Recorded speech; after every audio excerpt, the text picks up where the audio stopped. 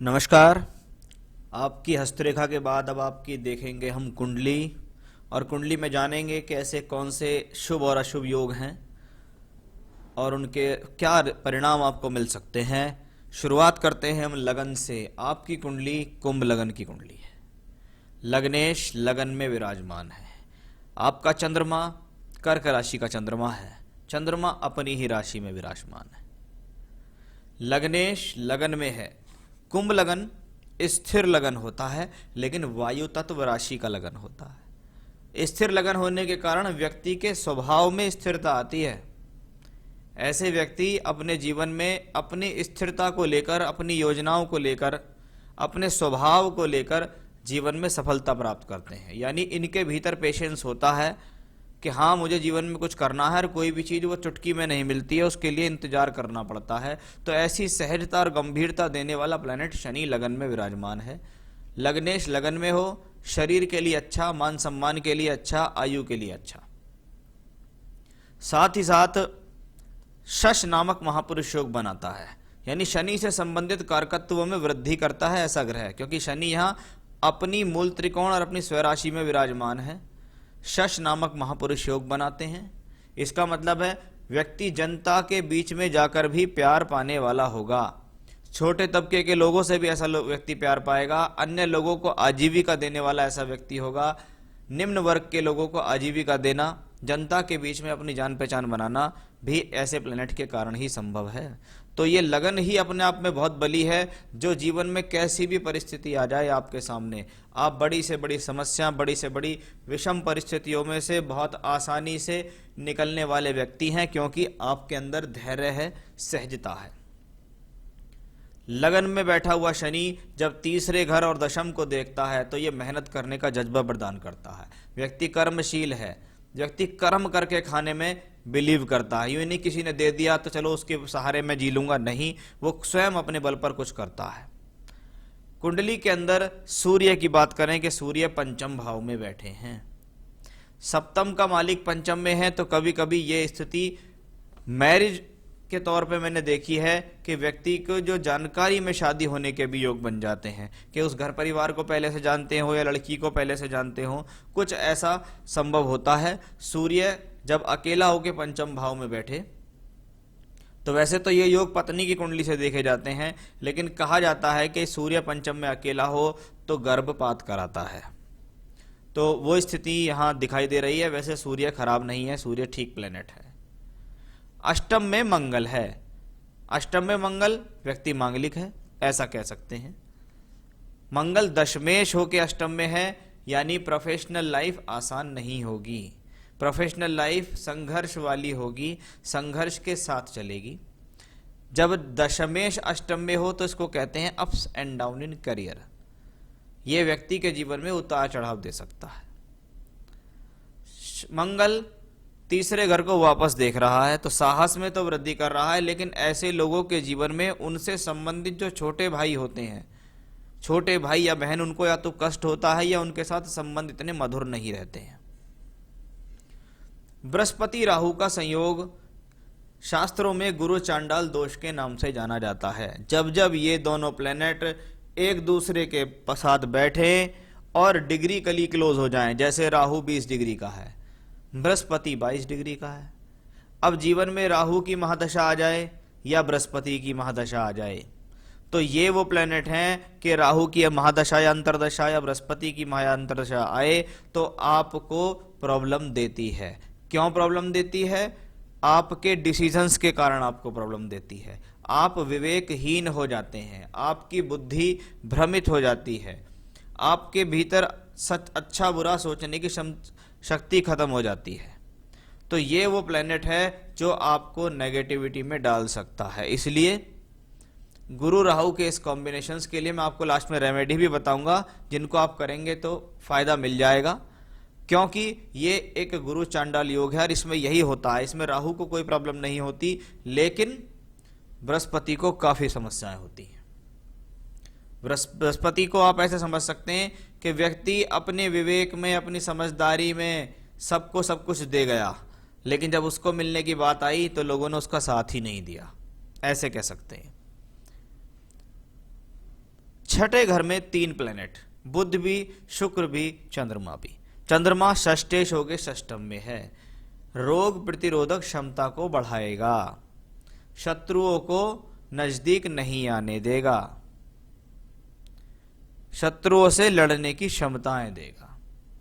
अब बुध भी वहां बैठा है, बुध को कहते हैं पंचमेश होके बुध यहां बैठा है। ये वो कॉम्बिनेशन है जो आपकी संतान के साथ आपके संबंधों को मधुर होने में या तालमेल बिठाने में प्रॉब्लम देता है, ऐसा हम यहां इसके साथ कह सकते हैं, क्योंकि वो पंचमेश है। पंचम भाव का मालिक बुध योग कारक शुक्र के साथ छठे घर में विराजमान है और डिग्री कली भी बहुत मजबूत है। तो इसका मतलब क्या हुआ, ये बुध और शुक्र का बड़ा सुंदर राजयोग आपकी कुंडली में बना हुआ है। 6th हाउस में बनता है, छठा घर कहलाता है जीवन में संघर्ष, योजनाओं पर काम करना, काम करके उनको सफल बनाना, ये 6th हाउस में है।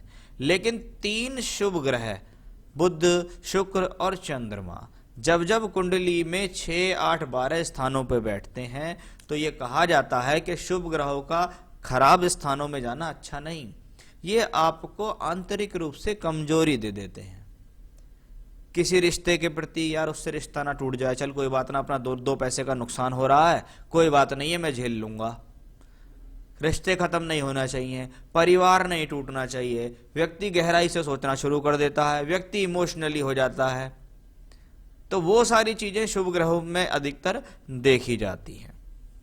तो वो कॉम्बिनेशन यहां है। बाकी तो शुक्र बुध, शुक्र को आप देखिएगा योग कारक है, चौथे घर और नवम भाव दोनों के फल शुक्र देने के लिए यहां तैयार हैं।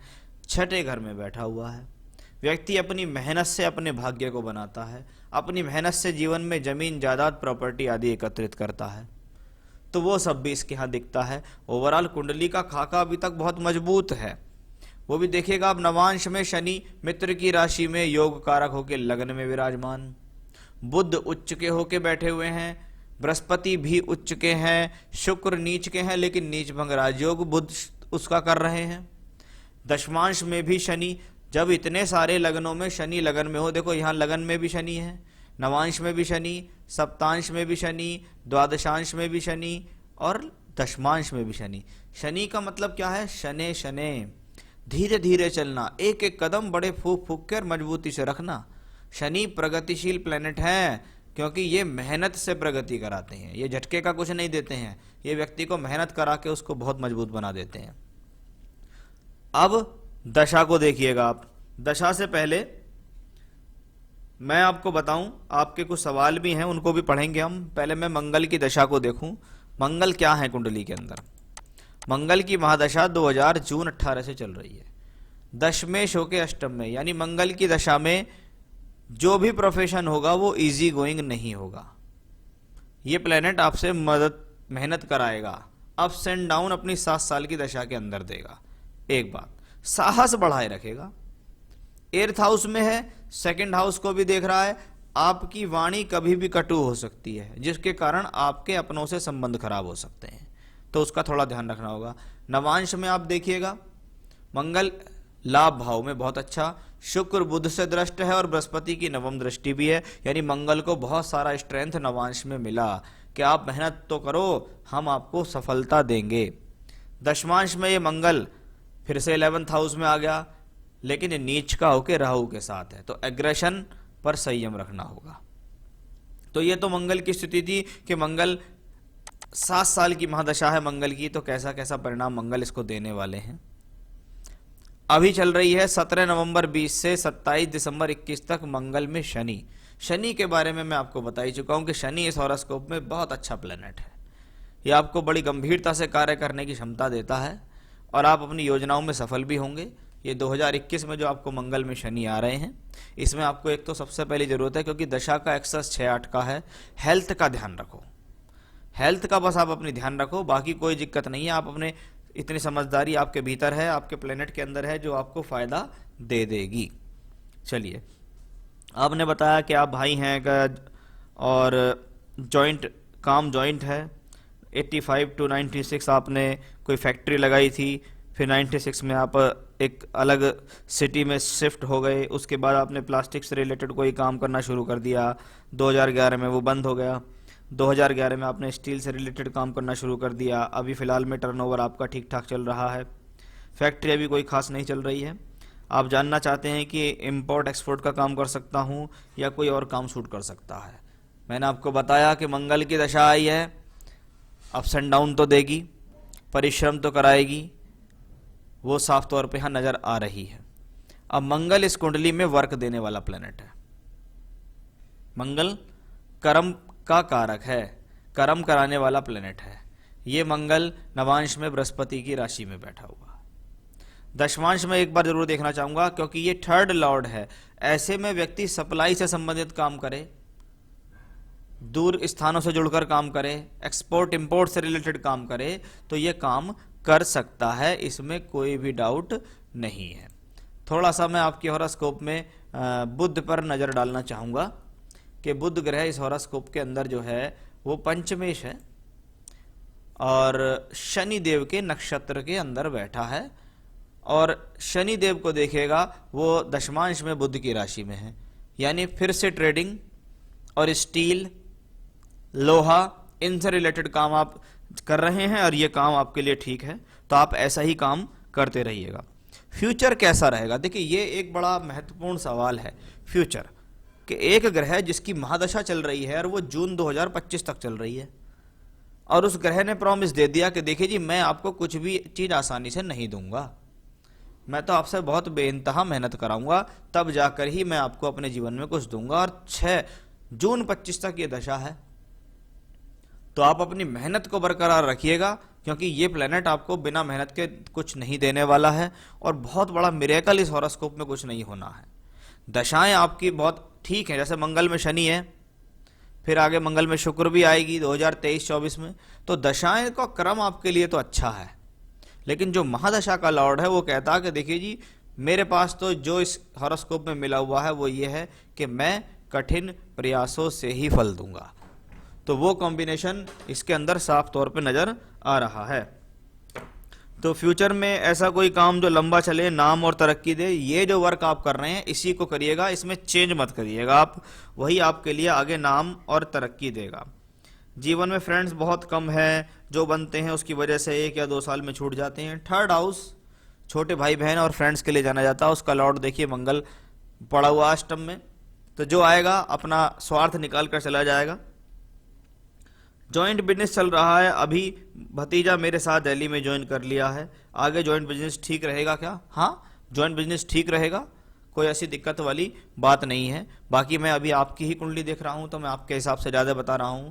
जिनका जॉइंट है, जिनके साथ आपने जॉइंट करा है, तो उनकी कुंडली को भी हम देख सकते हैं, तो ज़्यादा अच्छा बता पाएंगे कि उनकी कुंडली ओवरऑल क्या कह रही है, क्या स्थिति है। क्योंकि जब एक काम को 2 लोग करें तो दोनों का भाग्य तो चलेगा ही।